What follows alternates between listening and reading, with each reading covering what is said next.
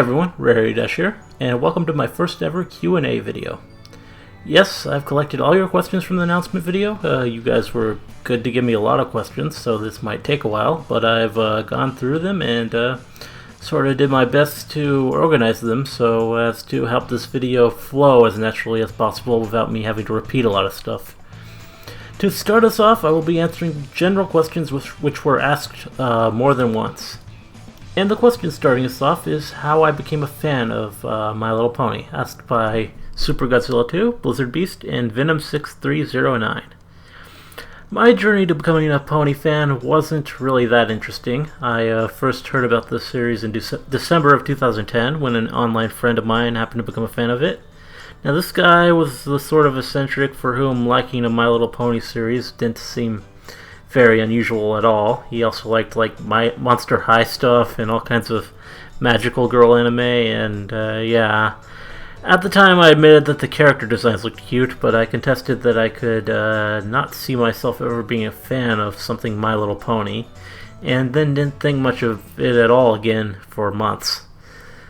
Then in May of 2011, another of my internet friends happened to get swept up by it as well. Now this guy, he was into heavy metal and anime that was like action stuff, and was not someone I would expect to be into a cute show for little girls. I wasn't at first convinced, but he and the first guy started to talk about the show and linking certain curiosities in their discussions, and I was nothing if not intrigued by it all. I've said it before, but one of the things they linked was cupcakes, and I read that before I had ever seen a single episode, and that was certainly interesting. And then came lots of fan art, and I became more and more aware of how big the fan following for the series actually was, and I became more interested. Toward the end of that month, I broke down and I went to YouTube and I watched Season 1 of Ponies. I think I was done with Season 1, which was all that existed at the time, in like 2 days or so. I loved the show by the end of the 5th episode and never really looked back. A few weeks later, I was wading into the fandom with some fanfiction attempts and joining some pony communities. I've been a fan of Pony ever since. Next question. Blizzard Beast and the Big Rob 729 want to know what made me want to make reaction videos. Well, it's interesting that you would ask that, Big Rob, as you are one part of the chain which ultimately led to it. Well, first let me explain a little something about my mindset for the first 3+ years as a pony fan. There's a reason why this channel works so well, and that's because I haven't seen a lot of MLP fan content that most others probably have. And the reason I haven't seen a lot of the fan content is, well, for those first few years as a fan of MLP, I didn't really have much regard for the fandom as a whole. I had made some good, reasonable-minded friends through Pony, and I mostly just kept to them. When I thought of the greater fandom beyond the little community to which I belonged, I mostly thought of the ugly entitled behavior that became visible through the dramas that popped up all along the way. I've heard some people that say that they are in it for the fandom, but for me it was more exactly the opposite of that. I was in it in spite of the fandom, and yeah, as a result of this, I didn't see a lot of fan works at all. It was only select things that reached me, usually the biggest, most talked about things like the anthologies, Friendship is Witchcraft, Snowdrop, Double Rainboom. Most everything else just slipped through the cracks.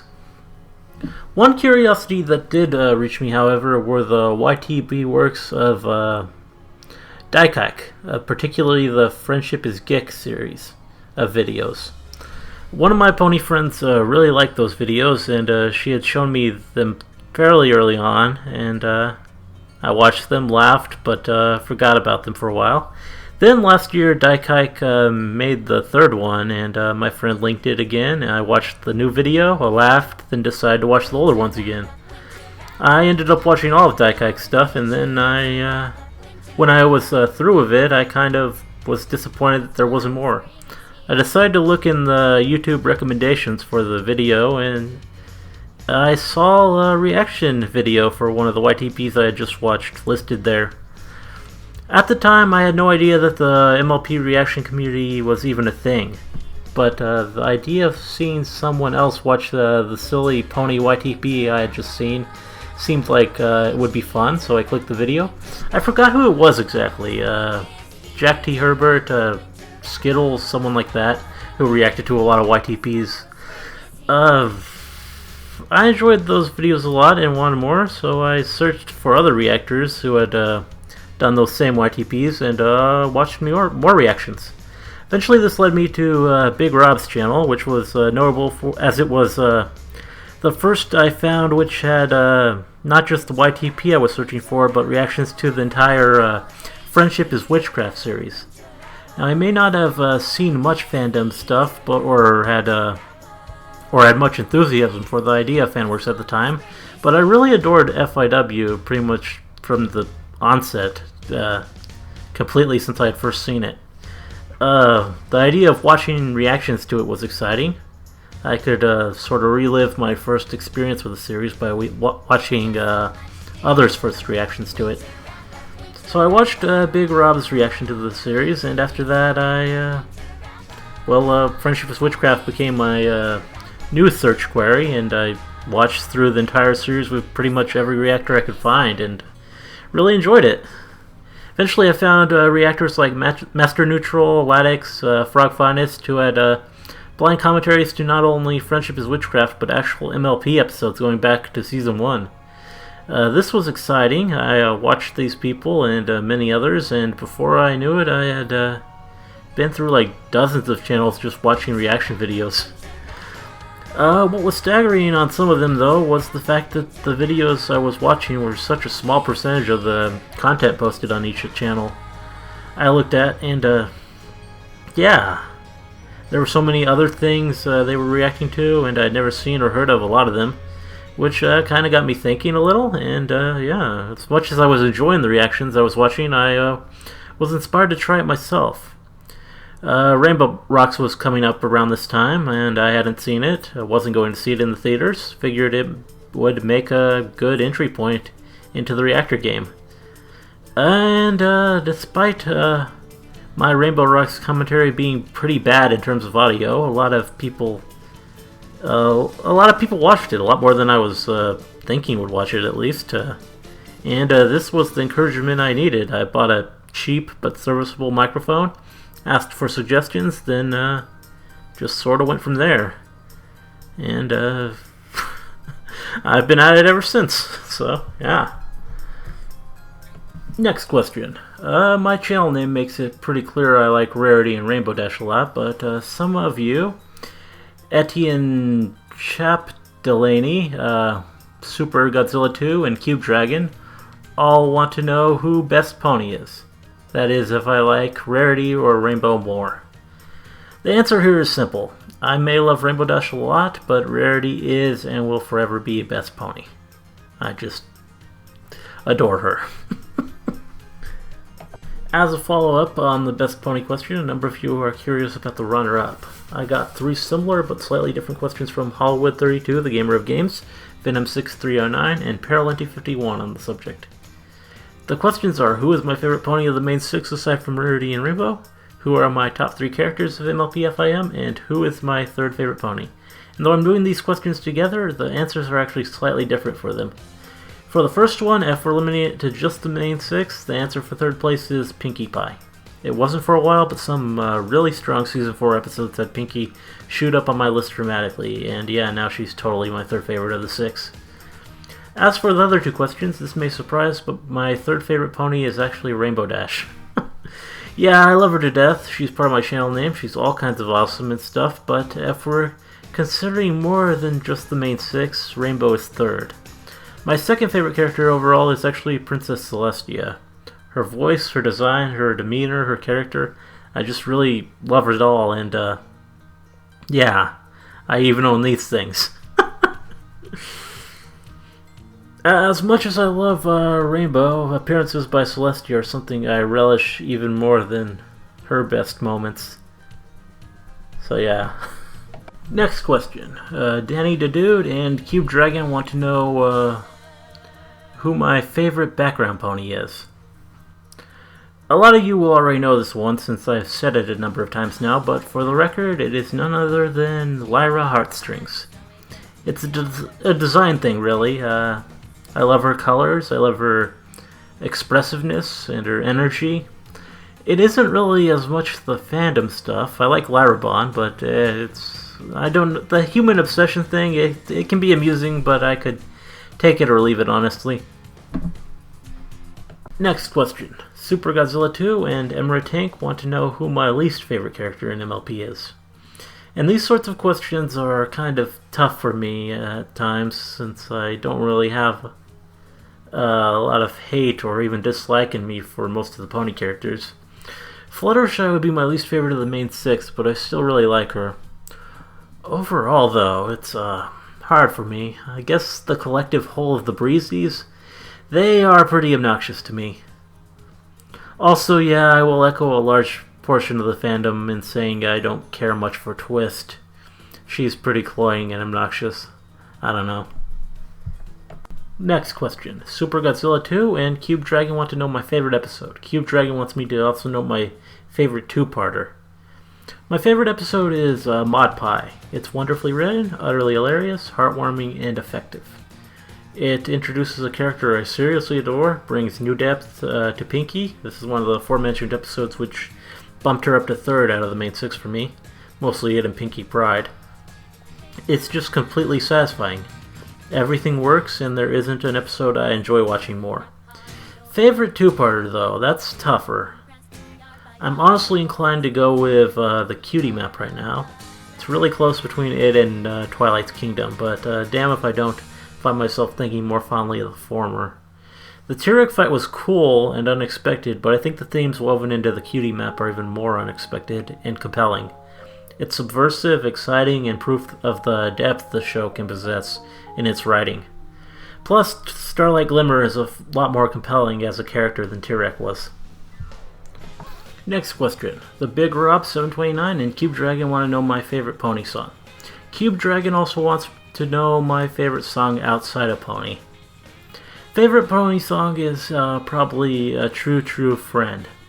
I just really love the melody and how it comes together. It's just beautiful, infectious, and I can't hear it without smiling. It makes me smile more than the Smile song. That's saying something. Some runners-up are Art of the Dress, This Day Aria, You'll Play Your Part, Shine Like Rainbows, and Friendship Through the Ages. Favorite non-pony song, though? God, I don't even know where to begin with that. It fluctuates, and really, I don't know. Musically, mostly what resonates with me is some more modern indie stuff and a bunch of older music. Some of my favorite songs include these. So yeah, probably one of those. I don't know, though. Next question. Cube Dragon and the Big Rob 729 also want to know which season of MLP has been my favorite. Well, it's between Season 2 and Season 4, but I'd probably go with Season 4 as the highs seem to just be a little higher. Mod Pie, Pinky Pride, Twilight's Kingdom, Rarity Takes Manhattan. There are just so many really good episodes, hard not to love it. And yeah, Season 2 was good too, but I think Season 4 just outdid it. Next question. The Big Rob 729 and Narrator 007 want to know what my favorite moments from the show are. Well, Narrator specifies my favorite Rarity and Dash moments from the show, but of course most of my favorite moments overall are going to involve either or both Rarity and Dash. So, let's see. These are probably my favorite moments involving both Rarity and Dash. Stand still, Rainbow Dash. I can't! I need to fly! This is way too boring for me. Do you want to look nice for Princess Celestia or not? Idea! I'll make you an outfit for the gala too, Rainbow Dash! Outfit for the what now? Something brash, perhaps quite fetching. Hook and eye, couldn't you just simply dive? Making sure it fits for lock and crest. Don't forget some magic in the dress. Even though it rides high on the flank, Rainbow won't look like a tank. I'm stitching Rainbow's dress.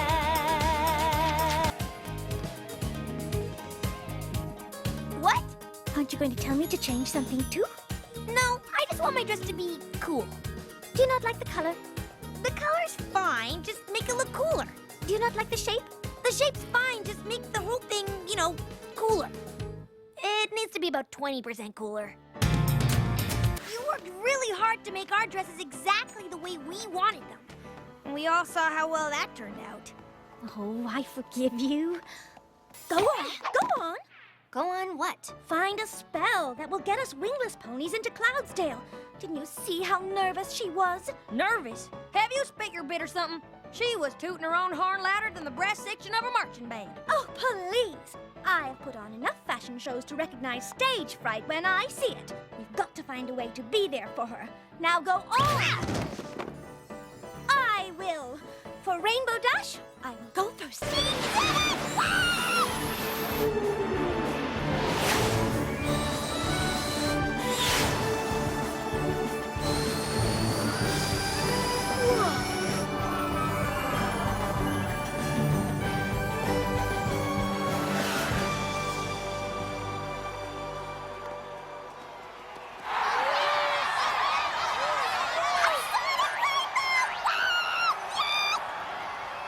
I did it! You sure did? Oh, thank you, Rainbow Dash. You saved my life. Oh, yeah, I did that too. Best day ever! And I'm especially sorry that I was so thoughtless as to jump into the contest at the last minute after you had worked so hard to win it. Can you ever forgive me? Oh, it's okay. Everything turned out all right? Princess Celestia, I'm sorry I ruined the competition. Rainbow Dash here really is the best flyer in Equestria.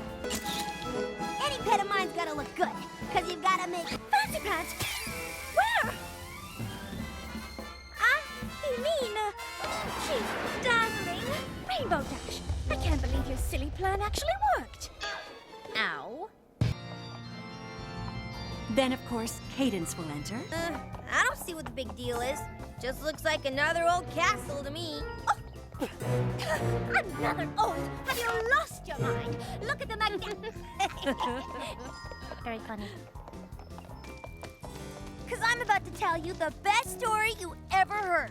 Is it about the time when Rarity had wings, and then they got ruined, and then you saved her from plummeting to her doom? Okay, maybe it's the second best story you ever heard. However did you come up with that ingeniously woven, intricate plot line? Just came to me. Fun. Oh! I think I'll just go see how Rainbow Dash is doing.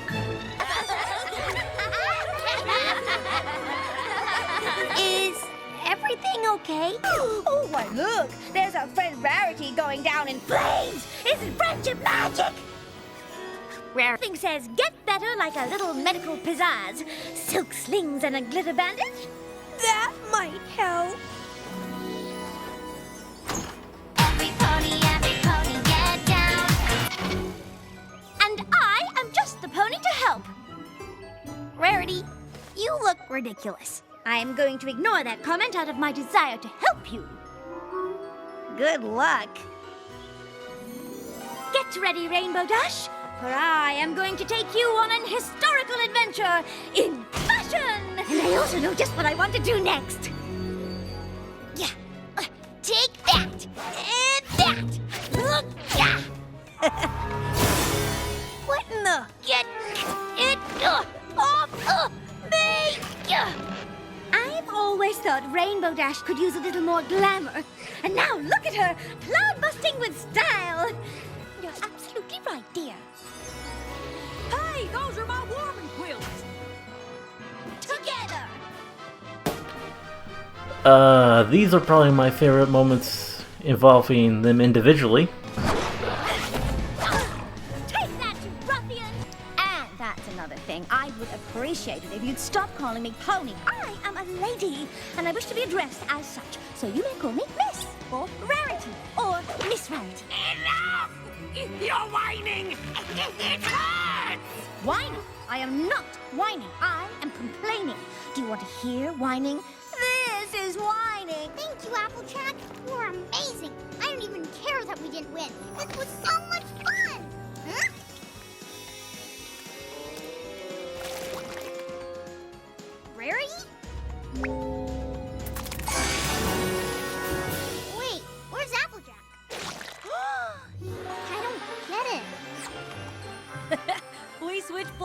over at the very first mud hole. So we did the whole competition together? That we did, little sister. Well, except for the start line. But you finished together. You mean you were all in on it? Mm-hmm. You did this for me? Us. I did it for us. You see, we are apple pie. Honestly, you ponies have no sense of humor. So she tweaks a few ponies every now and then. Maybe they deserve... I'll destroy her!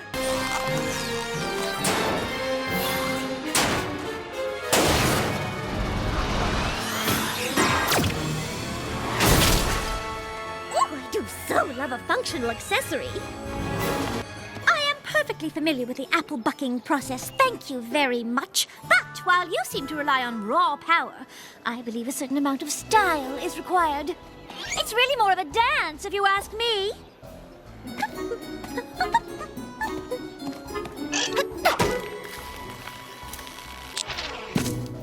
Et voila! Best young flyer to this year's winner, Ms. Rainbow Dash.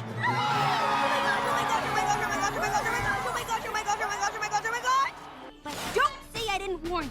This isn't a game, you know. All right. Now these games will determine which one of you has the most important qualities I'm looking for in a pet. Speed, agility, guts, style, coolness, awesomeness, and radicalness. Aren't those all the same thing? You would think that, Twilight, and that's why you would never qualify to be my pet. The world was safe and sound once again, thanks to Daring Do. Daring Do and the Griffin's Goblet. Awesome! But Rainbow Dash, what if my wings never grow? What if I never fly? Listen, Scootaloo, maybe you'll fly someday, or maybe you won't. You're all kinds of awesome anyway. Who's the toughest little pony in town? This picture of me winning a race. And as a bonus, these are some other moments I really like, which involve neither of them.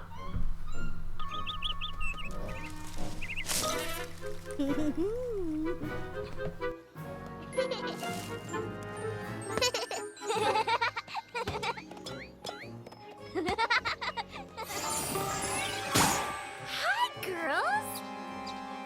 No, you won't.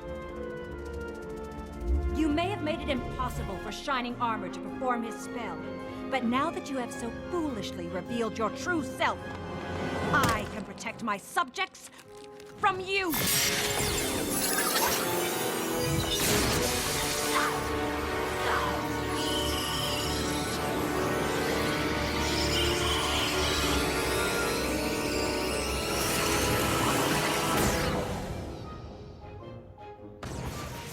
You see Discord's behind all this, right? Oh, of course I do.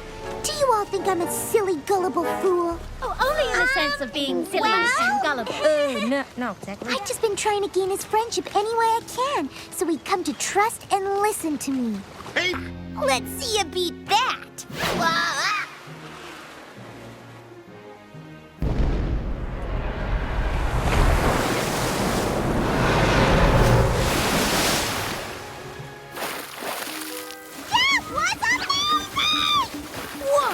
How'd you do that? I threw it.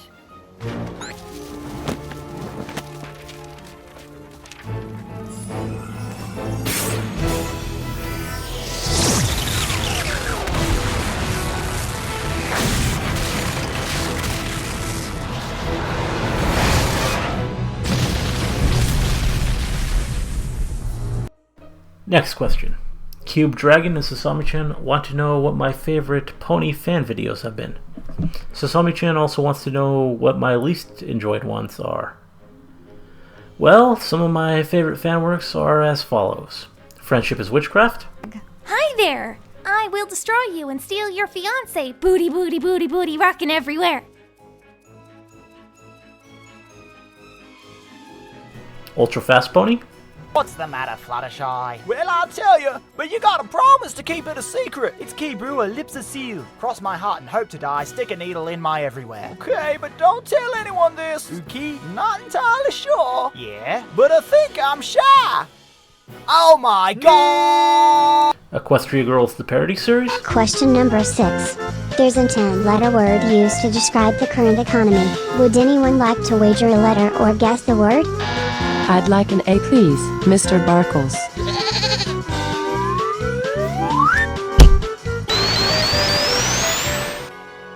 Hello, my baby. Hello, my honey. Hello, my ragtime gal. Yay! Alright, question number 0. Do any of us really exist? Turnabout Storm? I can't stop looking into those entrancing eyes. Can she see all around her? Maybe she can see through the very fabric of time and space. Hey, I know you. Guess my reputation precedes me. Phoenix Wright, best attorney in the... You're that big loser lawyer from Rainbow Dash's trial. Hey, you're famous, Feeny. I wish I could have seen you in action. I think the word you're looking for is infamous. Ponies the Anthology 3? Huh?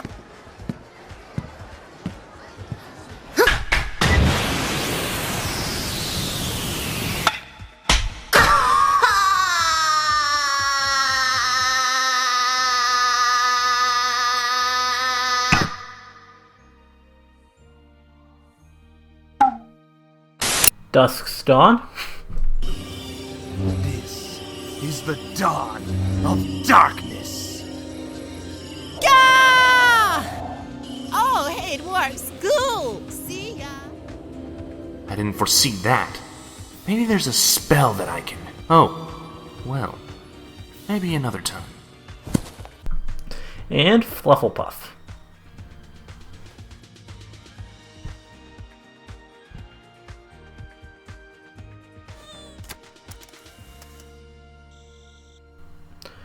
Ones I enjoy least is harder, as I don't really want to trash on fanworks much, and also, usually if something fan-made gets big enough for people to care about it, it has some merit. The aforementioned Dusk's Dawn being an exception, but a glorious one. That said, I have always been rather upfront with the fact that I don't really like Snowdrop very much. Also, Dress.mov I can't really find any fondness for, even if I can find parts of some of the other .mov videos to like. And some mentally advanced series episodes are still a bit of a chore to get through for me. I don't know. Next question. Masked Music Man and Anime Watcher want to know what I would do if I wrote an episode of MLP. Anime Watcher wants me to specify what the moral would be. Well, this is an interesting one, and I had to think about it a lot. It's really hard to come up with an original plot and a moral that the show hasn't covered before. The writers are tremendously talented for sure to keep coming up with new stuff so many seasons in. But how about this? Rarity finds herself in a bit of a creative slump, only weeks before a fashion competition that she really wants to win. No matter how she may try to force it, her inspiration fails her, and her best efforts just aren't, in her judgment, good enough to win the prize she seeks. She turns to her friends for help, but try as they might, none knows exactly how to rekindle her spark. She finally sees Twilight, who points her to some books in her library in hopes of inspiring her. There Rarity reads about a legendary gemstone which was lost in a dangerous swamp on the other side of Equestria's furthest borders, the beauty of which was said to inspire ponies in ages past like nothing else imaginable. Not wanting to put her friends at risk for the sake of her own pursuits, and not thinking they'd quite understand, Rarity departs from Ponyville on her own in pursuit of the thing. When the other ponies realize where she has gone, they chase after her.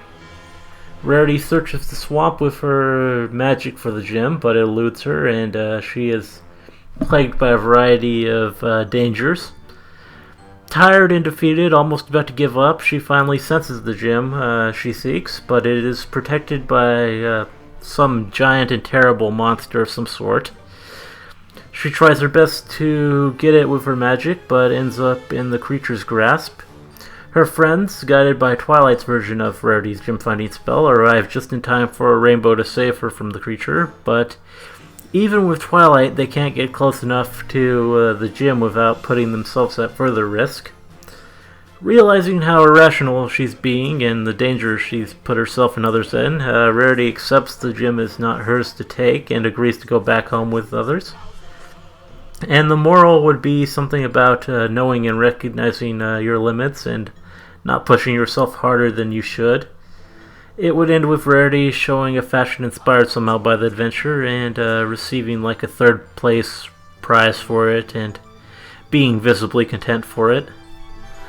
Or, well, I don't know about the moral exactly. Basically, I really just want to see Rarity have some kind of epic adventure, because that would be awesome. Next question. Sami-chan and 24 Teacocks want to know what I want to see happen on MLP. 24 Teacocks specifying in Season 5. Well, some things are Rarity on an adventure, as I just said. Another episode centered on Rarity and Rainbow and their bond. An episode centered on Celestia, with her perhaps learning her own lesson for once. A Sunset Shimmer cameo of some sort. The return of Chrysalis. Starlight Glimmer getting some backstory. And lots and lots of Mod Pie. If I get all that, I would be very happy. Moving on to another category. General MLP questions. Really, this is similar to the first category, but each one was only asked once. And first up, the Ugly Spaghetti who wants to know what the first episode of Pony I saw was. And yeah, it was the episode 1 of Season 1, the pilot. At the time, only Season 1 was out, and I just started at the beginning. Next question. Super Godzilla 2 wants to know what my least favorite MLP episode so far is. The answer is, as I've said a few times before, it's not easy being Breezy's. It's the only episode of the series I actually kind of hate. Ne'er-do-well is stupid, but it's at least kind of fun. Breezy's just isn't. It isn't anything. It's chirping, cloying, obnoxious, and really, really padded. Just completely drags. The comedy is forced and tedious. There are scenes which aren't funny and exist only to pad the rail-thin plot and make the involved characters look like idiots, while also driving home the point of how utterly useless the Breezes themselves are as characters. Which is the other thing. We have a new species introduced, which, yeah, that could have been really cool. The little pixie things could have been great, but no, they're just so unbelievably pointless, unable to even do anything on their own. Their voices are awful. The ending sequence is worthy of an eye roll. I don't even really care usually when the show becomes a blatant toy commercial, but that was just egregious, and I don't think Main 6 Breezy toys even manifested, so I'm not sure what the point of it was. Nothing is fun, nothing works. Fluttershy learns the same lesson she always seems to learn, or in the same sort of lessons at least. Kind of similar to putting your hoof down, that she has to be firm. Kind of get that, be more assertive. It's the same sort of thing. Nothing is accomplished but irritating me. It's the only episode in the series which actively reminds me of the clips of Generation 3 I've seen. I skip it when watching other people react to the series, and it's the only episode I do that for. Next question. The Big Rob 729 wants to know what I think of Season 5 so far. Well, let's see. The Cutie Map, as said, this is probably my favorite two-part episode so far. I love the creepiness and the mature themes. It's not a common episode of My Little Pony, which has people bringing out serious literary comparison points, but this episode did, with people seeing parallels between it and Harrison Bergeron and also Orwell's work. It was an exceptional way to start the season off, and really an episode I love. Castle Sweet Castle. I really liked this episode too a lot, and it became better with subsequent rewatches. It actually kind of confuses me that some are down on it, as it was just magical to me, providing big on the humor and on the heartwarming. If you saw my commentary, you know the song didn't wow me right out the gate, but even that has really grown on me a lot after a few watches. Bloom and Gloom, kind of an odd one for me, and on an episode that has demanded a ton of rewatching. It's not bad though, it's interesting and certainly entertaining. It just feels kind of uneventful with all the plot being inside a dream. All of the conflict being internal and everything being laid out for us perfectly at the very start. It's obvious, and in a way that kind of detracts a little from the episode as a whole for me. Still, I enjoyed it. Thanks for the memories. That was good. I liked the silliness Rainbow exhibits and how completely out of hand she gets. There are a lot of fun parts, like the Who's on First bit, and I love seeing the ponies in winter outfits. It's one that seems to resonate with other people more than it does me on an emotional level, though, so I don't know. I mean, during the crying scene, I kind of felt like Twilight and didn't seem to understand the reaction so much. I get that there's the death and grieving metaphor there, but it kind of hurts the impact of all that when the loss involved isn't a permanent one, and everyone involved is aware of that fact and even reminds you of the fact at several points. There was a lot to enjoy, but I seem to like this one a little less than most fans. Still pretty good. Overall, I'd say Season 5 is off to an amazing start, and I'm really looking forward to seeing how it unfolds. Next question. Narrator 007 wants to know what my favorite line of dialogue to take out of context is. Well, I can think of a few, and here they are. When I get back, you're gonna get it, Rainbow Dash! Oh, I love fun things! Well, Rainbow Dash, shall we? Hold on, Rarity! I'm coming! Next question. Sasami-chan wants to know what would be an early sign of MLP going downhill for me. Kind of an interesting question. I don't know if there is a specific thing which I couldn't deal with. I can definitely accept any changes or additions pretty much. I don't know.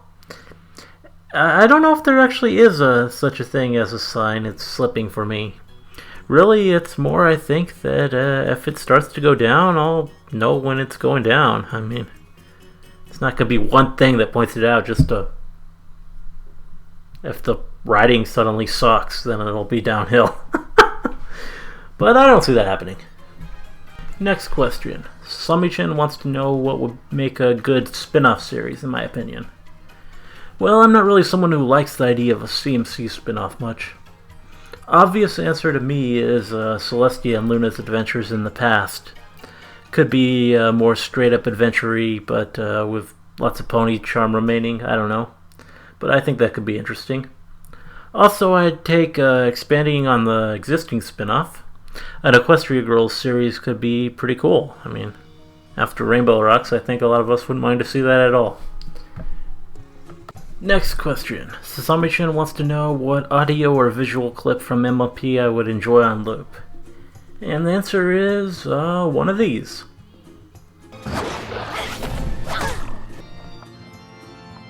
Then, of course, Cadence will enter. Together! Next question. Leader Without a Plan wants to know if I read the official comics and what I think of Nightmare Rarity if I have. The answer is yes, I do read the comics, though I am not up to date on them. I haven't read any since October. I tend to read them in bursts, and I'm probably due for a reading spree sometime soon. As for Nightmare Rarity, she's awesome. That was really an amazing idea and pretty well executed. The comics can be hit or miss for me, but That was an arc I really enjoyed, especially since it involves Rarity a lot. Next question. Zach Wood wants to know what I think of the Pony movie that was announced for 2017. Who would I want to see direct it, and who would I want to do the music and score for it? The answer is I'm really excited for the movie. I enjoy the Equestria Girls films, especially Rainbow Rocks, but an actual Pony movie is needed. I really want to see what they do with it and what new boundaries they're willing to push with the full theatrical format. I really expect something cool to come from it. As for the director, I don't really know. I don't think it should go to any kind of auteur who would try and do more than was needed and make it their own thing. I want someone who will respect and understand the characters in the series itself. For that, I almost want to say the usual suspects from the show, but for this, that probably wouldn't be best. I don't really have a name, and I don't really expect a name I know to end up doing it. I just want someone who knows what he or she is doing to handle it.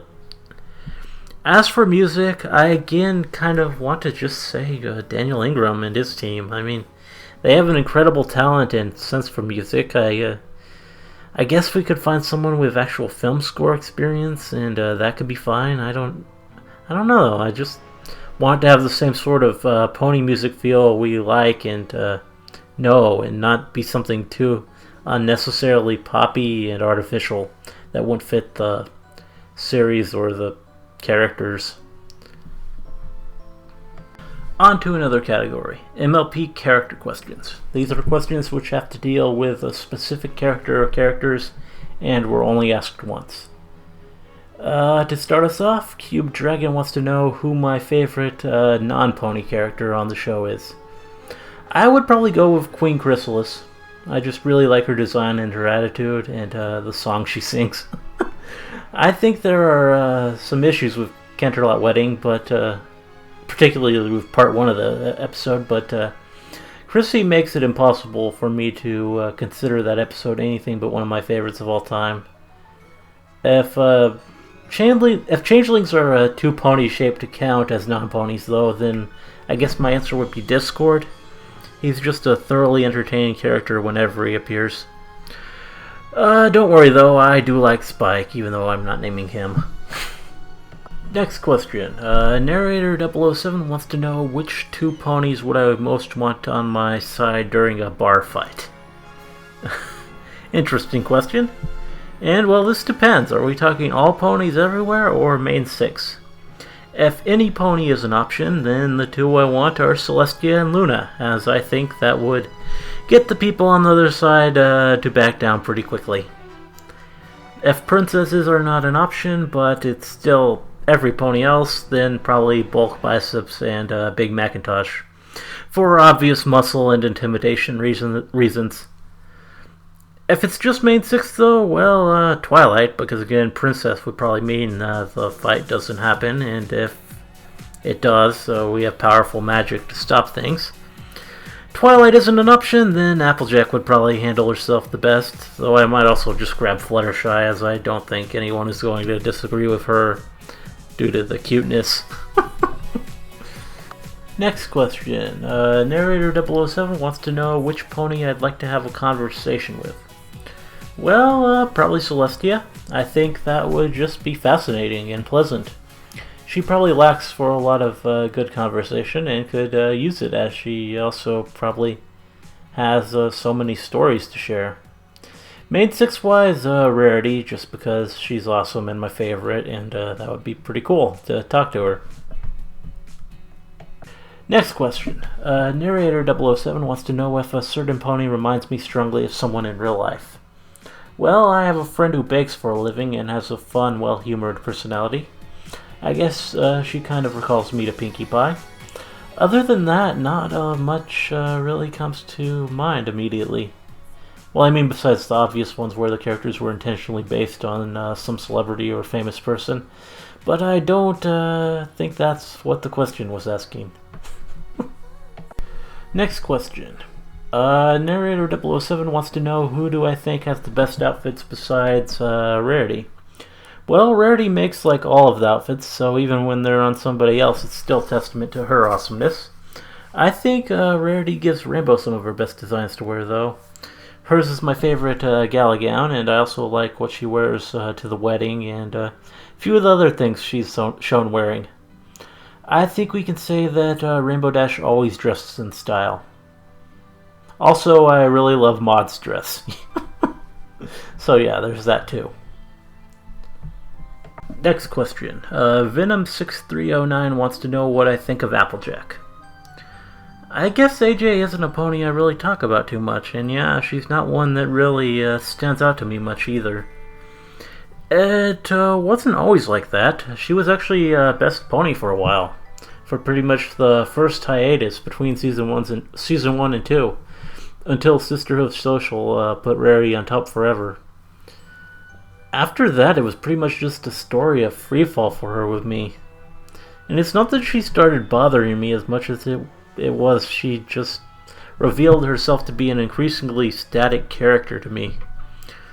I rank Fluttershy last, and the reasons I give are that she sees very little growth and mostly seems to learn the same sort of lessons again and again, and even at times seems to regress with her shyness instead of improve. AJ is perhaps even more static though, and a lot of the problem is that she has the least real flaws to begin with. Stubborn pride is about it, and it's already been thoroughly covered.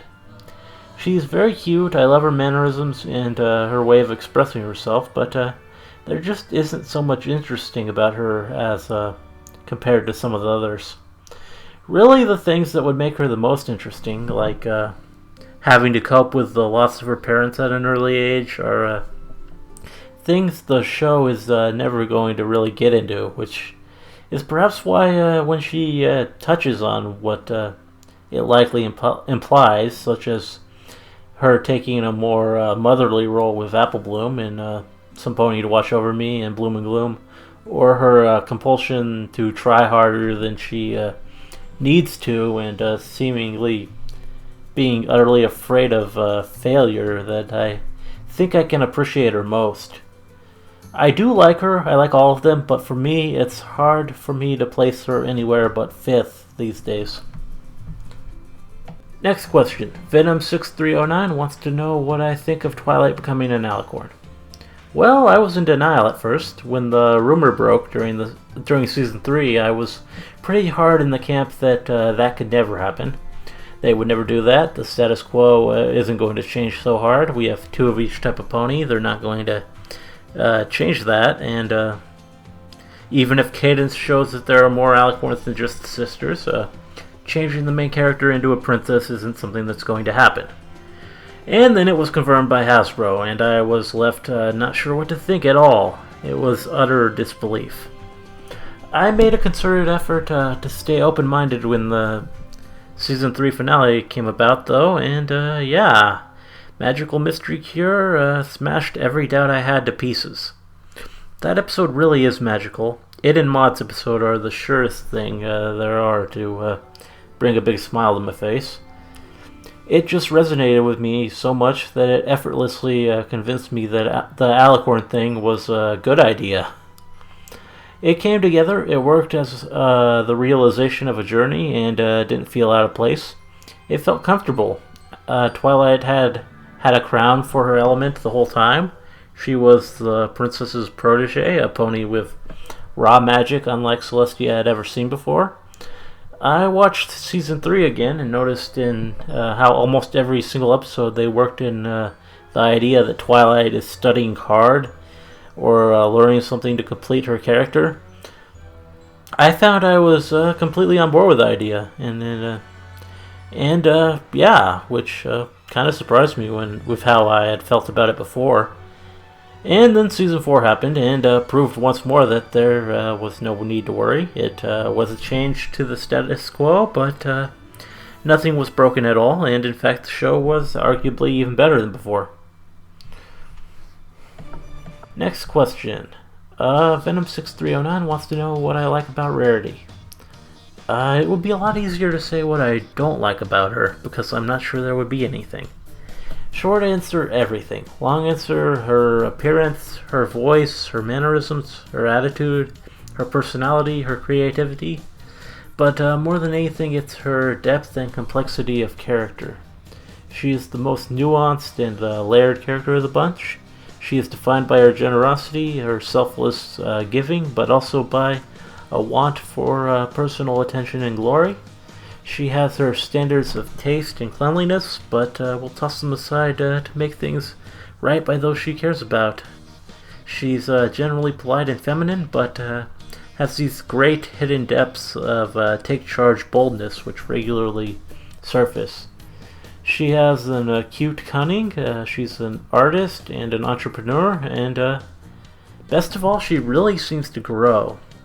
Remember this joke in UFP? I don't understand, Twilight. Everyone wants to be my friend. I don't want to be your friend. I mean everyone who matters. Well, have you tried having some character development? Well, I was going to, but apparently only Rarity's allowed to do that. This isn't entirely true, but by measure it might as well be. You see it in everything from her relationship with Sweetie Belle to her reaction to getting her hooves dirty.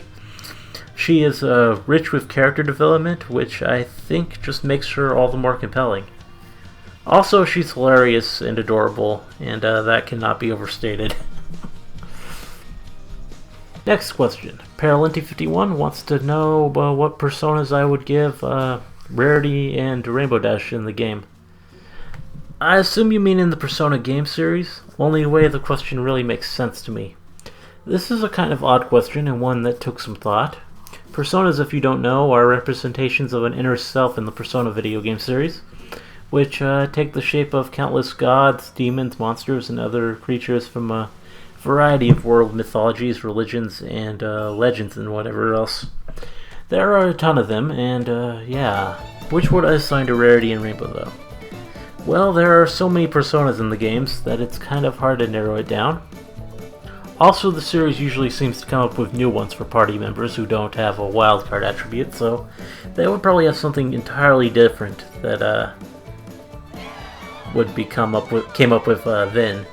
But just going by the known personas, and to make it easier, I think the way to go is to assign them both an arcana. Rarity, I think, would represent the Empress Arcana, which, according to Wiki stuff, represents prosperity, creativity, sexuality, and abundance, among other things. And Rainbow would represent the Chariot Arcana, which represents victory, self-assertion, and self-confidence.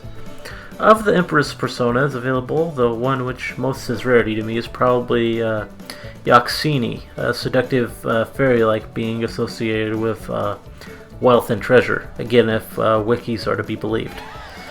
Yoxini is pretty base level though, and it might not be unique enough either, so yeah, I'm not sure it's a good fit for a personal persona. Titania might thus be a better fit. If I remember my Shakespeare right, there could be said to be a bit of Rarity there, and I think that would make some sense. As for Rainbow and Chariot, there's a bit of a problem in that nothing really seems to fit. None of the Chariot personas are things which are considered female, aside from Chimera, but that's obviously not Rainbow. And, well, also there's Chie and Aegis' personas, obviously, but I'm not going to give Rainbow someone else's personal persona. So instead of Chariot, I have to look at another Arcana that sort of fits, and heading over to Strength Arcana, we have Valkyrie, which is probably the best one I'm seeing. I'd probably go and find named Valkyrie to use for Rainbow Dash's persona, though, rather than just giving her the generic one, as that would probably make more sense. Next question. Paralinty51 wants to know what gifts I would give the main six. Now, I kind of suck at picking gifts for people in general. I really am inclined to just give cash or gift cards to pretty much everyone. So this isn't my sort of question. That's not a very satisfactory answer, though. So, let's see. Applejack would get something practical, a piece of farm equipment she needs replaced, or an appliance she might use, something she would utilize and appreciate. Rarity would get something she could appreciate from an aesthetic standpoint. Not clothing, certainly. Fine gym, probably. I mean, not to copy Spike, but we saw that she likes that gift a lot. Possibly a piece of art if we want to get more original, though I'd have to be pretty sure it was something she would like and that would be to her taste. Twilight is easy. Get her a book, something for her to read excitedly. I'd probably go with fiction, personally, as an exciting story for her to get wrapped up in. Seems like a good gift to give. Pinky probably would be most pleased with something edible. It may seem like she just ingests things blindly, but it seems to me more that she really appreciates what she eats and forms memories from it. Something sweet, possibly homemade, would, I think, be best for her. Finally, there's Rainbow, who I think is more about experiences. I'd probably get her some tickets to a Wonderbolt show. That would probably please her more than just about anything. Next question. Leader Without a Plan wants to know which of the main 6 do I think is most suited for war? Well, not Fluttershy. And as much as I talk of her hidden depths and whatnot, probably not Rarity either. Twilight would make the best general or commander. She also has the biggest weapons with her magic. She is probably the best answer, even if she's a bit panicky and doesn't have the resolve some of the others do. Applejack is the most dependable and together of the bunch, and she's tough as can be. She's probably up there too, and she'd make a good soldier. Rainbow is bold and aggressive and could probably do more damage with tornadoes and sonic rainbooms and everything. But she's also very much do her own thing sort of pony who doesn't listen very well. She would be an asset, but would be kind of a loose cannon perhaps. And the same goes with Pinky. There are positives. She has complete control over her own fear. She's utterly unpredictable and could blindside enemies. She's also just too much of an uncontrollable force, though, which could be a problem. Alicorn magic beats all, though, so yeah, going with Twilight. Next question. Leader Without a Plan wants to know which pony I relate to the most. Well, I don't know if there's a single pony I relate to more than any of the others, to tell the truth. Truth is, I can relate to pretty much all of them at different times. And, yeah. I mean, Applejack and I don't have much in common at all, but I've lived that last roundup situation a few times. Being unable to face my own failings, trying to find an alternative way to make up for the consequences of them, and yeah, that entire situation was one of the single most relatable things in the show for me. And Fluttershy, well, I'm pretty reserved around people in general. I'm quiet around others until I've known them quite a while. I find it hard opening up to people sometimes, and yeah, I can sympathize with Fluttershy for that. Rainbow Dash, well, it may not seem like it since I spoil you guys with continuous updates, but I can be pretty damn lazy. I spend whole days just laying around wasting time, and I can be pretty enthusiastic in my indolence. I can relate to the Rainbow who naps around all day and likes to take it easy. Rarity, well, I like to write and consider myself a creative person, and Rarity is the artist of the group, and I can relate to her over that, and yeah. And Twilight, well, we're both kind of bookworms, so there's that, and that's the pretty obvious one. As for Pinkie Pie, well, I have a pretty huge sweet tooth. Love me some sugar, so yeah. Can't really say that there's one pony I relate to more than others. Yeah. Next question. Sasami-chan wants to know which pony did the best job decorating the castle, ignoring the others' clutter. Yeah, it looks like a Castle Sweet Castle related question.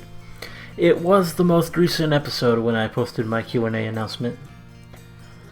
I'd say Rarity, and she did have some nice touches, but really, the gems on top of gems thing was a bit much. Applejack and Fluttershy were insane in their choices though, and Pinky, well, it was It was very pinky, but her stuff, it's fine for parties, but for room decor, no. Rainbow probably does follow my sort of aesthetic the most. My bedroom is decorated with posters of stuff I like and figures of ponies and anime characters. And yeah. Plus the whole picture of herself thing was just too absurd not to love it. So yeah, I think I'm going Rainbow on this one. Next question, a follow-up on the previous. Sasami-chan wants to know which pony I would want to decorate my house. And again, as much as I want to say a rarity, I don't know. I don't know if her fancy decor would really be so much for me. I don't know if it would really suit what I want. I think Rainbow would be the most likely to get it when it comes to my stuff, so I'd probably go with her. Next question. 24T Cox wants me to rate the main 6 from favorite to least favorite and state why. Now, my order can mostly be inferred from a lot of the previous questions, and explanations have been given in most regards, so I'm going to keep it brief here. Rarity is first because she is fabulous and amazing and complex and nuanced and funny and everything else I said. Rainbow is second because she brings the adorableness with her big attitude and is just so much fun constantly. Pinky is third because she's also just pure fun and has really grown on me over the course of the series, as she has revealed herself to be more than just the silly random pink one. Twilight is fourth because even though she doesn't make me smile quite as much as the first 3, she is still all sorts of adorable. Her silly and crazy moments are fun, and her character arc is a good one. Applejack is fifth because she's a little underdeveloped and boring by comparison to the others. Fluttershy is sixth because she just seems kind of stuck in a place and it's frustrating. All of them are still great characters though. Next category, shipping. These will be questions related to RarityDash and other inferior ships. Starting us off, Narrator 007 wants to know what the strangest MLP ship I've ever heard of is. And well, I don't know. Crack ships are weird, especially when you get into like cargo shipping, like with inanimate objects and stuff. And it's kind of hard to say what's stranger than what. There are all those ships with like Bloomberg and Tom the Rock and all the other just objects of note. I've even seen ships involving buildings thanks to that one WT Pony episode. And yeah, as I said, weird ships involving that stuff, it's just, yeah, I don't know how you even compare. And that's always going to be weirder than stuff involving actual living creatures, I'd say. So yeah, I don't think I have a good answer for any ship in particular. Next question. Narrator 007 wants to know who is in charge in the RarityDash relationship. Well, Rarity, of course. She seems older and to be a more in-control individual. It's her reining Dash in most of the time, I'd say. Rarity certainly wouldn't stand to be jerked around as Dash pleases, at least. Well, most of the time, at least. Next question. Narrator 007 wants to know if I've ever considered how Rarity and Rainbow are linked in terms of color scheme, particularly in that white is a combination of colors. Well, I've thought about their colors insofar as realizing that they complement each other really well. You have pale blue and white, cool colors as opposed to warm colors. I can see that they look good standing next to each other, that much is obvious. I don't know if I ever really thought about the whole white as a combination of colors, though, but I like that. Even more evidence it works out. Next question. Narrator 007 wants to know whether Rainbow or Rarity would be more open to experimentation? Well, Rarity, I would think, would be more experienced in the first place. It would be Rainbow, less experienced, more naive, who is the one trying more new things, but it would be Rarity suggesting they try the new things, so if you mean it like that. Next question. Paralinty51 wants to know if I wrote a fanfic for Rarity and Rainbow Dash. What is the story and the title? Well, who's to say I haven't written a Rare Dash fanfic before? If I were to write a new one though, well, I have had an idea in my head for a story for a while. Basically, Rarity ends up on an island without any memories. She is saved by a crew of pirates and sort of joins up with them. And she uses her gem finding magic as an asset on adventures. Now the story wouldn't be just about Rare Dash, there'd be more involved, like a whole plot with all these other characters. But eventually Rainbow would show up and sort of see this new side of Rarity while also trying to rekindle her memories of all her friends, and then there'd probably be a slow building romantic angle to it. I don't want to say too much as I might actually write the thing someday, I don't know, depends on if I have time. As for the title, well, you've got me. I really suck with titles. It is literally the last thing I come up with on pretty much anything I write usually. I need to have a very complete sense of the complete work before I really know what I'm going to call it. Next category, General Fandom Questions. These are questions about the MLP community and the content it creates. First question, Sami-chan wants to know what Hollywood stars I would cast in a movie about the Borneo Seas, and if I don't know, would I like to watch the works of other reviewers. I think I'm getting slightly better at recognizing certain fandom OCs than I was in the days when I did the Beat It PMV and knew almost no one. That said, I really have no clue. I don't know tons about these people. Beyond that, I'm also not someone who really pays much attention to actors and actresses. I'm a film buff, but I'm more of a tourist. When it comes to films, what I follow is who the directors and, in rare cases, who the writers are. I respect great acting a lot, but I just don't pay much attention to the individual actors. So I don't really know what I do for casting at all. As for the follow-up question, well, I do watch tons of other reactor commentary people. I don't really care to watch most analysts, though. I don't.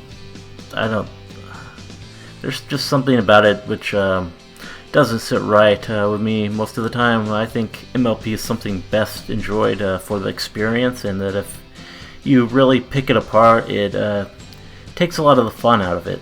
Because of that, seeing someone's feelings and thoughts about the episode as they watch it for the first time is much more valuable to me than seeing them really get in there looking for perceived faults for the episodes. I don't know. Next question. Danny the Dude wants to know who my favorite Brony musician is. Well, I don't listen to a lot of fan music really. I'm much more inclined to just play the music from the show itself on repeat and be perfectly satisfied with that. There are definitely some talented musicians in the fandom, though. I've seen plenty of proof of that. As for a favorite, well, I mean, Ponyphonic has probably made the best songs I've heard, but there are only a couple of them. I think I'm just going to have to say Sherclop Pones. Maybe that's cheating in a way, since they're known for more than just music, but I can't really deny that I've listened to Gypsy Bard, It'll Be Okay, High School Great, and their other songs just a lot more times than I've listened to just about anything else out there. Next question. Danny the Dude wants to know what my favorite thing about being a brony is. Well, full disclosure, I don't tend to use the word brony much. It's always seemed kind of silly to me to need a label like that to be a fan of something, and well, I don't really like the word itself much either. Bro always had just sort of dumb connotations, and It's also kind of gender exclusionary, which, yeah, some of the coolest people I've met through the fandom are women, so I don't know what to think there. I guess I can't really claim I don't qualify for the label, though, and well, what do I like most about being part of the fandom? Well, as said earlier, for the longest time I wasn't really very concerned with being a part of the fandom. I think I would have said simply that watching the show was my favorite part. These days, though, I think it's you guys. The people who watch my stuff, give me suggestions, support, engage with me. Really, running my channel has made me feel actually connected to the fandom in a way I wasn't before. I think that would be my favorite part of this now. Next question. Zaffron Orbion wants to know if I will play the Fallout Equestria game when it comes out. I say yes, I'm definitely interested in that. When it comes out, I think I may do a Let's Play. Because the concept really interests me, and I think it should be pretty fun. I mean, I've never played Fallout before, but yeah, I think it'll be pretty cool. Next category. Other silly pony questions. These are pony-related questions which do not belong in any other category. First question, Kingway1995 wants to know what my pony name is. Which, yeah, it's kind of a hard one for me. I have a channel mascot rather than a personal OC for a number of reasons, and one of them is that there is kind of a resistance to wanting to come up with a pony representation of myself, and the name is part of it. Names are really hard, and settling on one that I would be satisfied for myself would take me far too long. I think I'm going to have to simply say that I have no idea for this one. Sorry. Next question, and one of a similar vein. Anime Watcher wants to know what my cutie mark would look like. This is a little easier than names. I'm passionate about stories. I like reading and writing. It would probably incorporate a book or scroll, maybe. Possibly a feather pen somewhere. I don't know exactly. Nothing too original, but probably something along those lines. Next question. Luffy is Cool wants to know if I would, if given the option, go to Equestria and live as a pony along with all my friends and family, or have all my favorite ponies come to our world and live here as friends. And yeah, I would definitely choose option 1. Equestria is awesome. Our world sucks compared to Equestria. I'd become a pony in a heartbeat and leave for the awesomeness of the pastel pony world. Next question. Danny the Dude wants to know who I think is scariest. Pinkamena, Princess Molestia, the Luna game, Rainbow Factory RD, Sweet Apple Massacre, or Generation 3.5 Scootaloo. Well, I'm not even entirely familiar with all those things. Someone once requested I play Luna games, but I haven't yet. Also, not familiar with Sweet Apple Massacre. Not sure I find Molestia scary as much as amusing. Rainbow Factory RD pretty much just makes me mad, since it's such a bad mischaracterization of Rainbow Dash. Pinkamena can be pretty scary, though I don't know. I don't think anything listed could possibly be as unsettling as G3.5 Scootaloo, though. That thing is just pretty messed up. Next category, my channel, reactions, and the reactor community. These are questions related to what I do on my channel and the other people who do it. To start us off, the Big Rob 729 asks, why the name RarityDash? Well, the answer is simple. As we've established at least twice now, I am pretty bad when it comes to coming up with names for stuff. And I, at the time, didn't really have an internet handle I was especially fond of using. I had moved away from, or outgrown ones I had used previously, and yeah, didn't have any clue really what to call my channel, so I just put together the names of my 2 favorite main 6 ponies, who are also my favorite ponies to ship together, and figured that would do okay. Next question. Danny the Dude wants to know about my OC. What is her name and her backstory?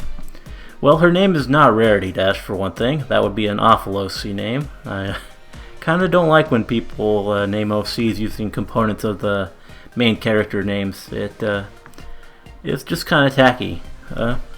She, in fact, has nothing to do with reactions or really with me beyond the fact that I designed her.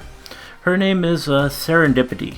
She is a Pegasus, born and raised in Las Pegasus, heiress to a major casino there, but withheld from access to her family fortune on account of her frequent irresponsible behavior. She instead works as a dealer at the family casino, but also frequently travels Equestria. She's very free-spirited and inquisitive, and has her own way of looking at the world. She can be nonchalant and is a major flirt, but her main thing is really trying to understand other ponies.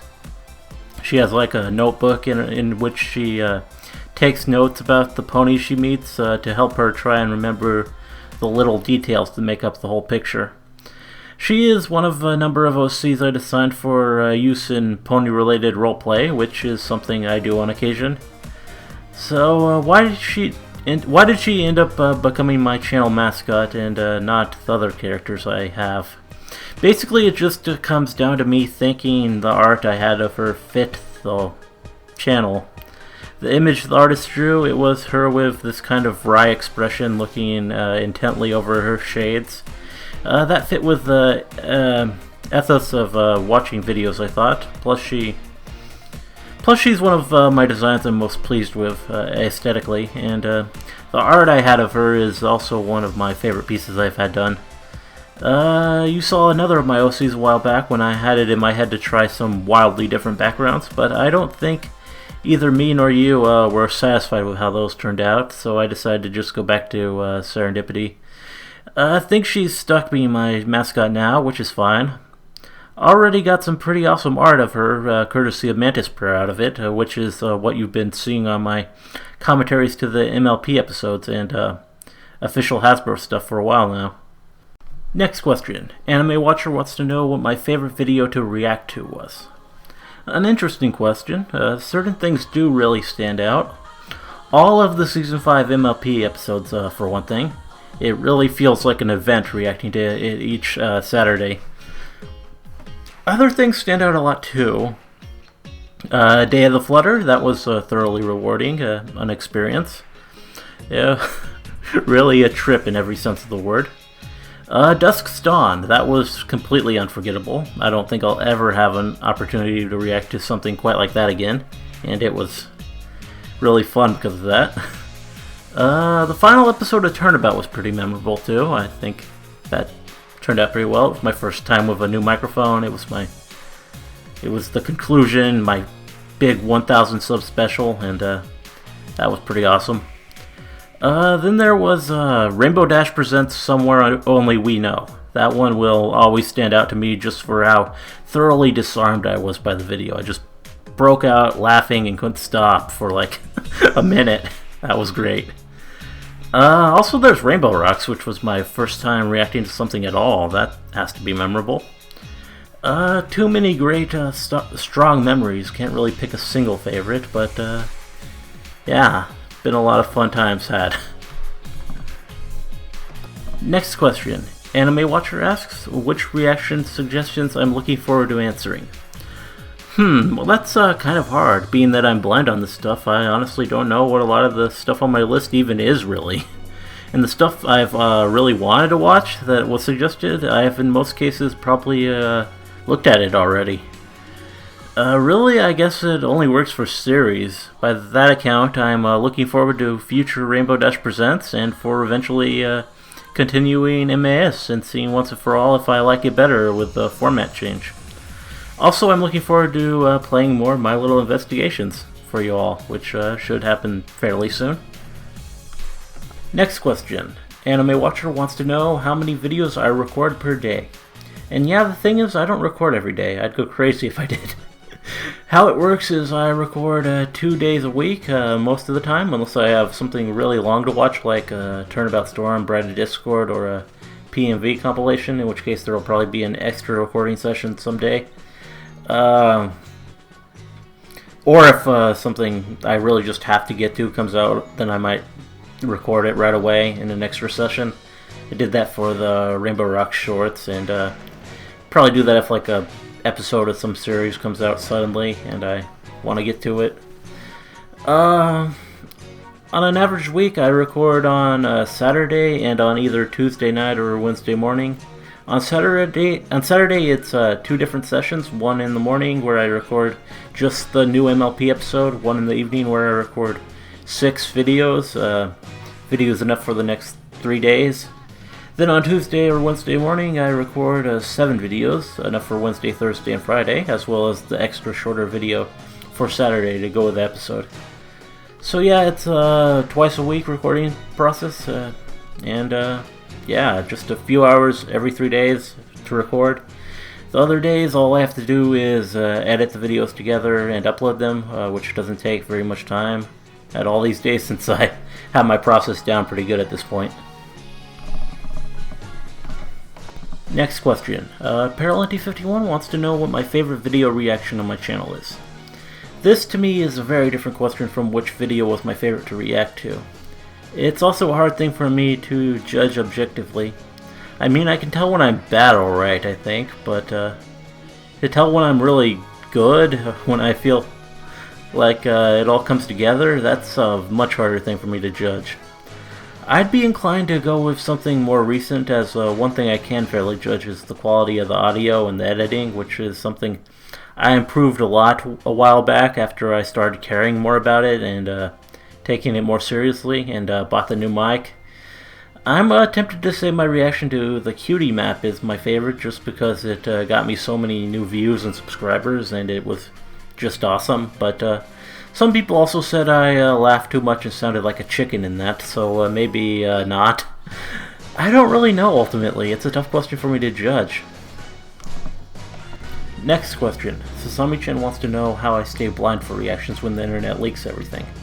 Well, I think it helps to have an awareness for things. You have to be able to kind of know what sort of links might have an important spoiler in them, or get a sense for when a conversation might turn spoilery, and to be able to tune it out and practice avoidance when you can. So far, I haven't had too much trouble with spoilers, actually, though it's only really been Season 5 and Rainbow Rocks I've had to worry about it for. Most of the stuff I've done is fan works, and avoiding spoilers for those is pretty easy since they're not as widespread, and it's a little easier to tune them out when you're not in the know regarding them. I don't know. Next question. Sasami-chan wants to know what I would like to see the fandom create that I could react to. Well, anything RarityDash related for one, be it animations, SFMs, PMVs, or whatever else. I'd like to see more high-quality abridged series, too. I really appreciate what Scooter Tricks is doing right now. Really starting to get their foot in there and build up a name for themselves in the abridged pony world. I'd like to see some more of those pop up, and also like to see the current creators, namely Sherclop, release a little more. That would be great. Also, I know I haven't played many, and there are probably more than I realize, but I'd like to see more fan games show up. We need some more pony RPGs, I say. Just in general, though, I'd like to see more just really high-quality stuff get made by the fandom. Just bring on the great stuff, and I'll be happy, and keep making reactions. Next question. Blizzard Beast asks, who are my favorite reactors? Well, I watch a ton of them. If you're a marginally well-known pony reactor, chances are I've seen at least one of your videos, even if I've never commented or made it known. I only leave comments on other people's videos when I feel like I have something to say. I could list off a ton of names for this, but I think I will try my best to show restraint and limit it to just 5 people who I think are particularly worthwhile. These are in no particular order. First off, COH Nature's Fury, one of the first female blind reactors to start the show from the beginning. She's something of a breath of fresh air compared to some others, and really brings a new perspective to things. She's funny, likable, and has a great accent. Always very happy to see a new episode from her pop up in my subscriber feed. Second, Luffy is cool. Not only does he have a lot of a lot of shenanigans, but Luffy also is very enjoyable as a reactor. He's funny and charming and seems to have a vast knowledge of media references and a great familiarity with the show, and pulls from it during reactions really well. And yeah, he's always enjoyable to watch, watching his episode reactions and also his UFP reactions. Third, Pixar Shark. Like me, she's pretty new to it, Rainbow Rocks also being among the first things she did. She's fun, likable, and kind of reminds me of good friends I've known, and been one of my favorite people to watch reacting to Season 5. Then, let's see, Zeb Reacts. Months ago, Zeb gave me a shout out, which resulted in my first sudden spike in subscribers. It's pretty cool to be able to give him a shout out now. He's a likable guy, and I like how he has a variety of content he does, even at the risk of all the frequent copyright strikes he seems to get hit by. I don't watch it all, but I watched him watch ponies, and I also have been watching some of his anime commentaries, namely Madoka and Railgun, as well as his Persona 4 Let's Play, and he's pretty fun to watch. And fifth, Sub-Zero. He's a bit slow to update sometimes, but he's a commentary I rather enjoy. His voice is low-key and pretty mellow and easy to listen to. He's also a Rarity fan, which is always awesome. And since that doesn't feel like enough, here are a few other reactors I really enjoy watching, and you should check out if you're not already watching them. Next category, Ultra Fast Pony. Yep, thanks to Anime Watcher asking a whole bunch of them, I have enough questions about Ultra Fast Pony for it to be its own category. First question, Anime Watcher asks who my favorite pony in UFP is. You know, for a while I think I might have said Fluttershy. She certainly amuses me, and I love how Wakarb with her distills the problems I have with her development down to a simple running joke catchphrase. Really though, when it comes down to it, I think a character has eclipsed Fluttershy by now, and that character is Celestia. UFP Celestia is amazing. She is utterly hilarious. Her complete do whatever I want, I don't care attitude is just so satisfying. And the creeper vibe she gives off when it comes to Twilight just makes it better. UFP Celestia is best pony and bridge Celestia, and also, yeah, best UFP character at this point. Next question. Anime Watcher wants to know if I ship any of the ponies in UFP together. Well, Celestia and Twilight, maybe. Celestia will have her way. Other than that, not really. I think RarityDash would probably make more sense in UFP than it does in regular MLP, but no, don't know if I really ship that too hard. I wouldn't force RarityDash onto Rarity in UFP for sure, though. She'd have to be an entirely different sort of masochist to tolerate that. Next question. Anime Watcher wants to know which episodes I'm looking forward to watching when UFP reaches Season 4. All of them, really, but no, there are some that I really want to see. Rainbow Falls, I've expressed before, is one that I think will really be pretty good, because it really plays into Wakarb's characterizations for the involved characters flawlessly, what with how Spitfire and Soren act in that episode.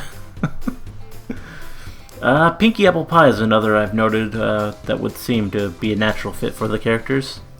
Beyond that, I'd love to see what he does with Maud. Also, some of the sillier ones like Power Ponies and Simple Ways could possibly be taken in interesting directions. I also want to see what he does with the Breezies. He needs to take that episode I didn't like and make it into something funny and worthwhile. Ooh, and For Whom the Sweetie Belle Toils should be a good one. Also, not Season 4, but Season 5, which we'll probably get eventually. I'd like to see what he does with Tanks for the Memories, because I just think that episode could really fit UFP Rainbow Dash pretty excellently. Next question. If I were to hold a conversation with one pony from UFP, who would it be, and what would the conversation be about? Well, it wouldn't be Celestia. She's my favorite, but a conversation with her would have too many pitfalls with the possibility of being banished if I said the wrong thing. Really, I don't think you'd want to be stuck in a conversation with most of the UFP ponies. They're all pretty obnoxious. I'd probably just have to go with one who is less obnoxious and who isn't a violent mobster. So that would be Rarity. I'm not really that weirded out by the masochist stuff, and she wouldn't make me that uncomfortable, and she's not as annoying as most of her friends, so so yeah. As for what we talk about, I don't know. Probably just general stuff. Share stories, not really sure. But yeah. And finally, we're on to non-MLP stuff with the next category, gaming. First question, Nate Peterman wants to know if I have a gaming account. Well, I guess I do. I have a PSN, if that's the sort of thing you're talking about. Also, I have like the 3DS code thing, I guess. I don't really do any online gaming though, so it's kind of a moot point, and I don't know if it would really be worth it for anyone to add me to anything. So yeah. Next question. TV Lamp 1129 wants to know what my favorite game series is. Some of you knew this already, since I've said it before. Even got questions about it, one of which I've already answered, but yeah, my favorite game series is Persona. Atlus's series of time-wasting simulator and JRPG hybrid. It's just such an inventive and exciting series. 3 and 4 in particular are just really some of the best games I've ever played. That really just amazing stuff. And yeah, this brings us to the next question. Next question. Danny the Dude and Saffron Orbion both want to know what my favorite video game is. Danny says I can name more than one. Well, following from the previous question, the answer is Persona 4, particularly the golden version on the Vita. Mostly it's the characters, who are just so much fun. It's also the game systems, though. Social links are just so rewarding. It's an addictive experience which doesn't even really compare to another game I can name in terms of how much I get out of it. As for other favorites, I think I'll just throw a few names up on the screen. These are pretty cool games. Next question, and we're continuing the chain of related questions as Leader Without a Plan asks who my favorite character in Persona 4 is. The answer is Chie Sadanaka. She's just awesome and adorable. This totally kick-ass character, but also very nuanced and written as a real person. I especially love Aaron Fitzgerald's voice on her. The original voice wasn't as great a fit, in my opinion. She's very much an amazing character either way, though, and really like her. Runner-up, Naoto Shirogane, just an awesome and fun character all around. And for a bonus, favorite non-party member, social link is Ai Ebihara, who just like that attitude. Well, I also like her and Margaret, and Marie, I guess, since I said golden.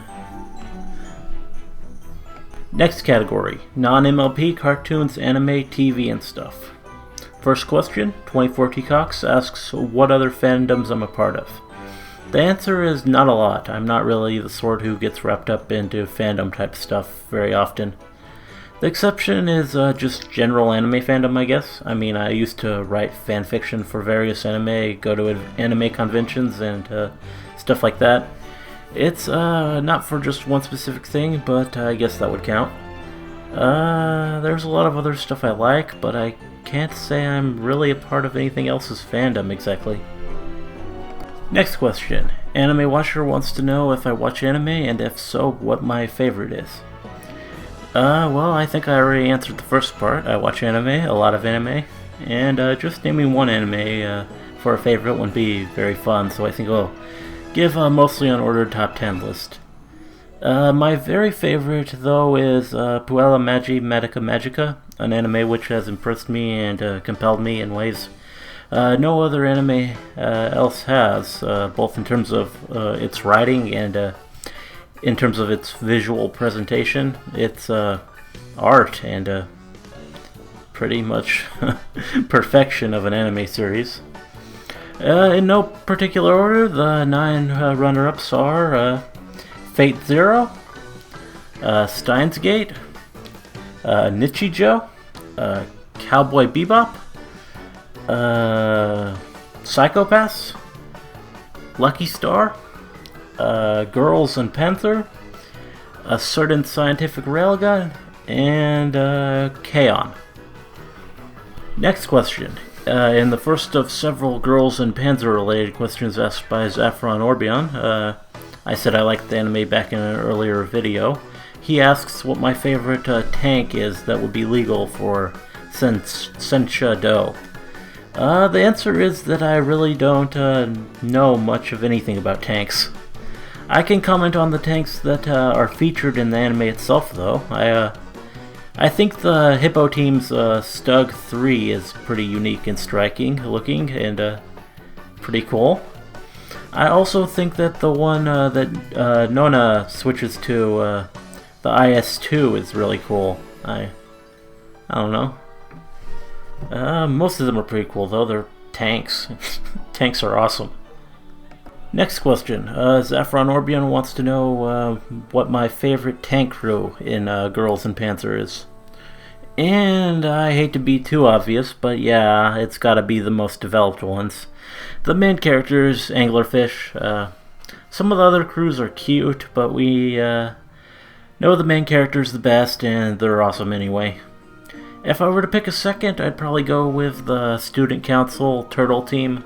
Second best developed and second most memorable. Next question. Zaffron Orbion wants to know what my favorite tank school in Girls and Panther is.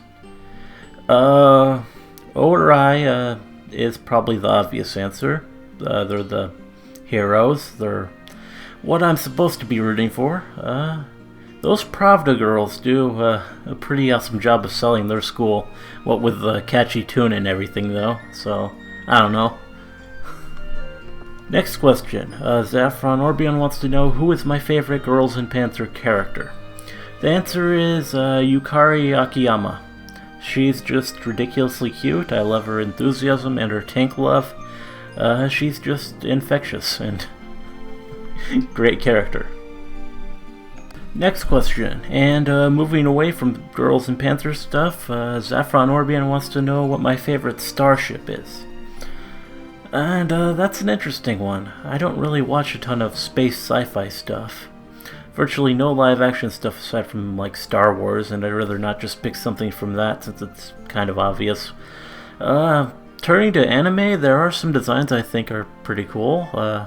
La Muse from Kitty Grade, the Bebop from Cowboy Bebop is kind of cool in a junky way. Oh, and the Outlaw Star from the anime of the same name. That thing's pretty cool, if I recall. Next question. Zaffron Orbion wants to know my favorite sci-fi show. Well, if anime counts, refer to the list before. Steins Gate, Psychopaths, Cowboy Bebop, and Railgun are all under the greater sci-fi umbrella. If I'm not allowed to pick an anime, then really, I don't know. I don't have much as I haven't seen a whole lot of other sci-fi shows. Mystery Science Theater 3000, I guess. Since that totally qualifies. Next question. J Whisker 37 wants to know if I've seen Gravity Falls and if I would consider reacting to it. The answer is yes, though thus far I've only seen the first season. I like the show a lot. It's very funny and enjoyable. I do like MLP more as I prefer the world, the characters, and the art and animation and everything. But Gravity Falls might be funnier in terms of comedy. As for reacting to it, well, I wouldn't be starting from the beginning, and I don't know. But I guess it's a maybe on the second season. Don't know. We'll see what I end up doing. At one point, I was really sure I was going to react to the last season and a half of Legend of Korra, but eventually I just went ahead and watched it on my own time anyway, because just felt it'd be too much trouble. I don't know. Maybe Gravity Falls will end up the same way, but we'll see. Next question, and speaking of Avatar-verse stuff, Luffy is cool, asks if I was an Avatar, which element of bending would I be most skilled at? I'd probably be a non-bender. My favorite character in the franchise is. If I was a bender though, I don't know, not fire or air, probably water or earth, but not really sure. Leaning towards water, though, yeah. Not really sure why or anything. Next question. Sasami-chan, inspired by the Season 5 opener of Pony, asks what my favorite cartoon or TV episodes are which revolve around the concept of equalization.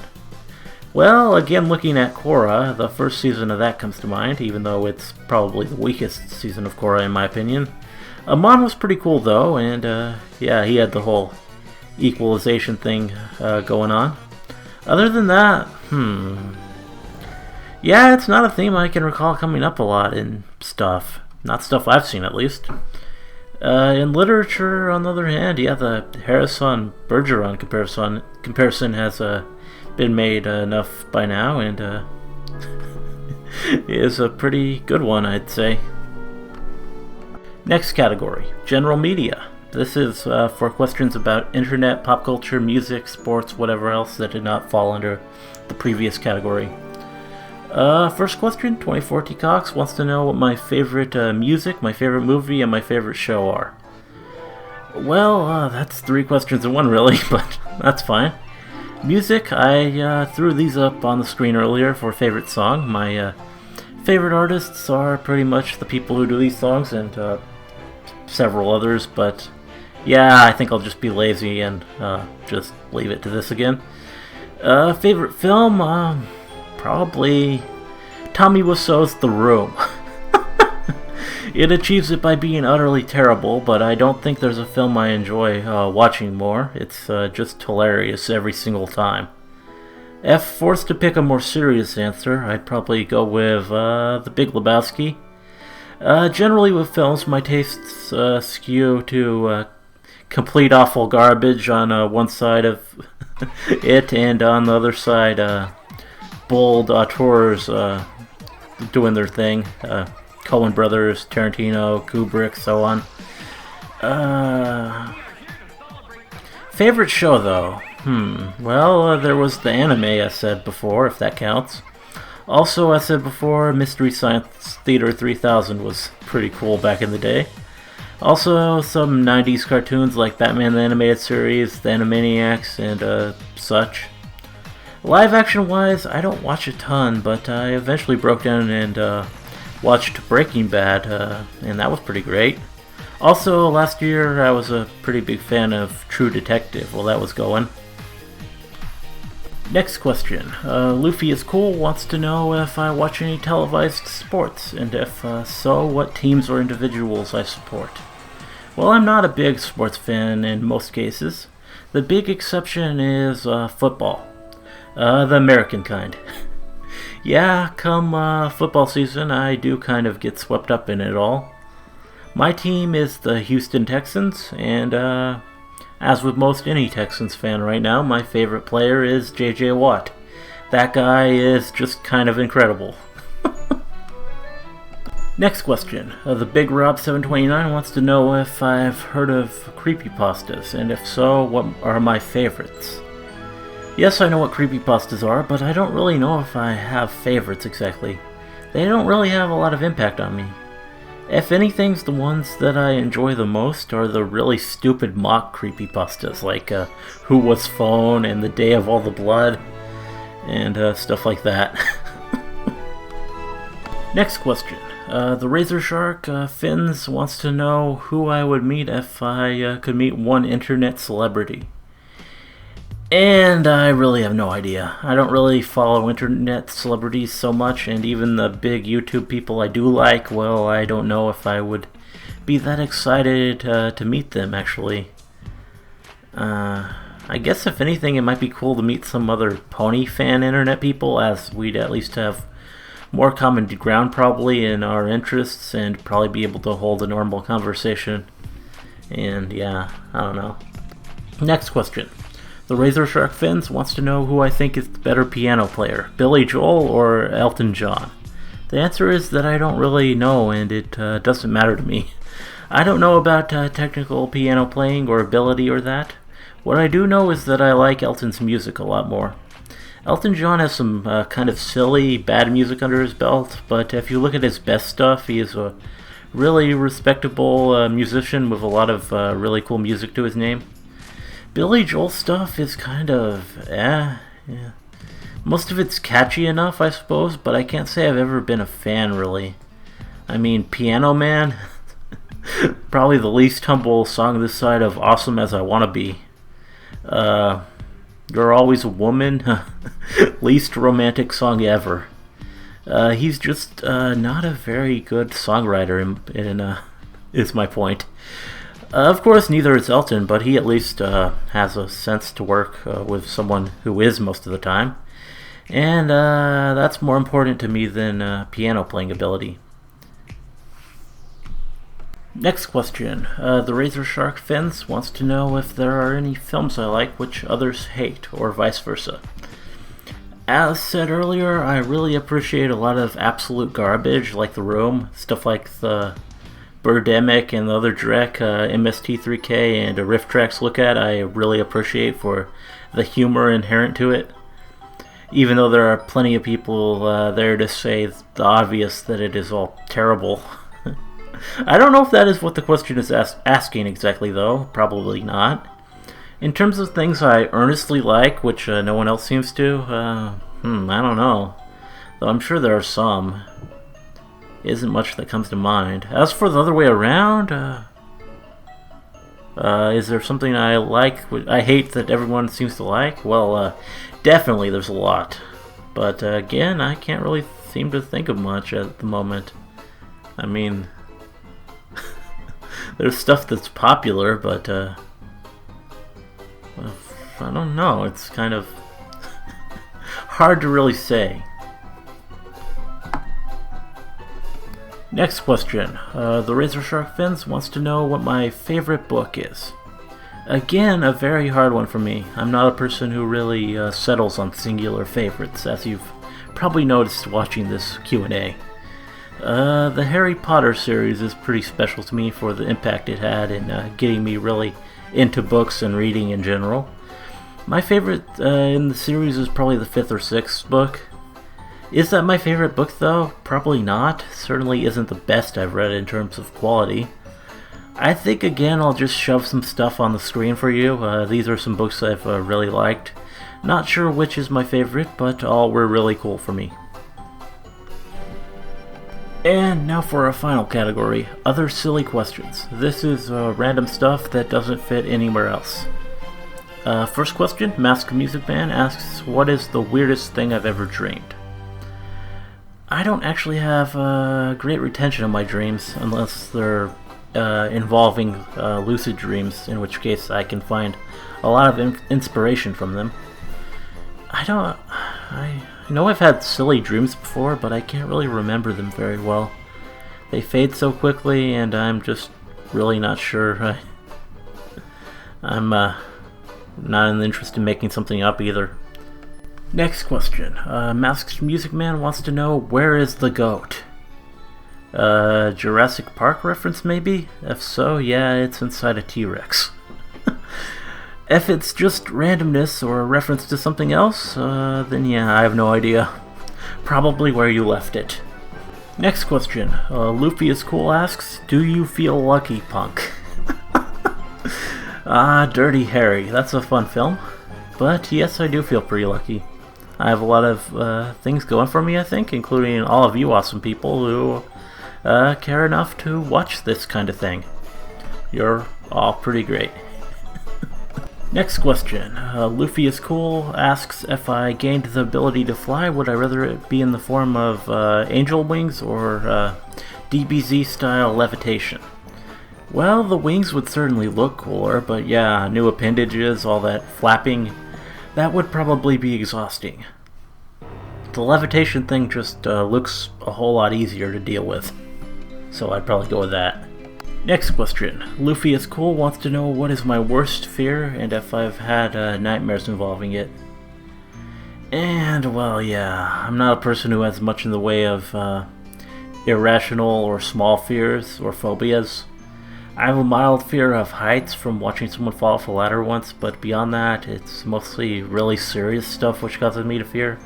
Like death, disease, rejection, failure, and yeah, there are nightmares. I don't really want to dwell so much on this though, as I'm more of a positive person by nature, and this stuff just kind of brings it down.